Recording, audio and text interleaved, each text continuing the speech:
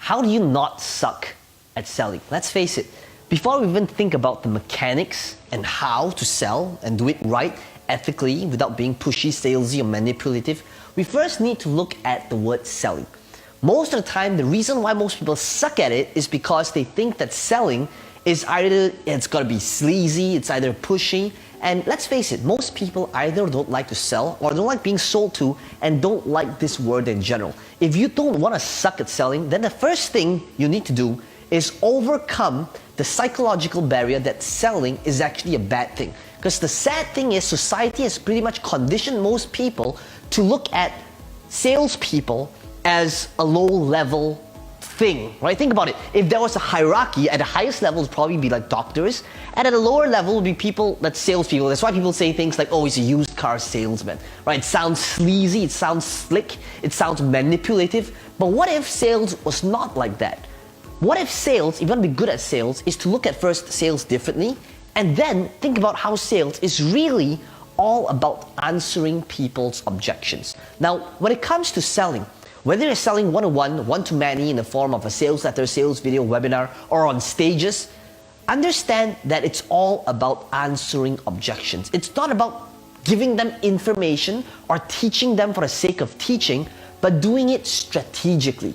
Now, what do I mean? The reason why most people suck at selling is because they're constantly just going out there, giving them information, believing that if you gave good information, the customer will be able to make the informed decision and buy and invest in whatever it is that you have to offer.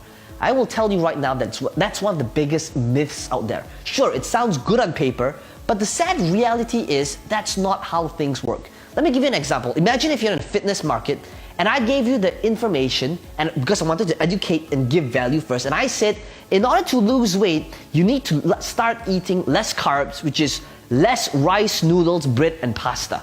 Now think about that. If that's what I said, do you think I just created an objection? 100%. Do you know why? Because how many of you here love eating your rice, noodles, and pasta? Hey, look, my hand is raised as well. So just because I gave you information that's 100% true, what I will not understand and realize is I actually disempowered you and gave you a reason to why you actually can't do it. So the next thing is this. If you don't want to suck at selling, you need to ask yourself, is the information that I'm providing my audience, is it actually disempowering them, even though you may not have that intention? So what separates the top marketers, the salespeople out there, is they don't just give out information for the sake of information.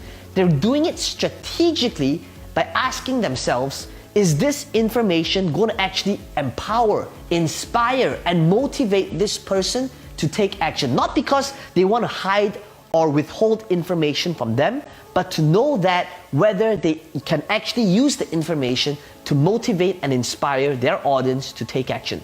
So in other words, if you don't want to suck at selling, then look at sales differently and also ask yourself, are you actually helping your audience by empowering them to take action?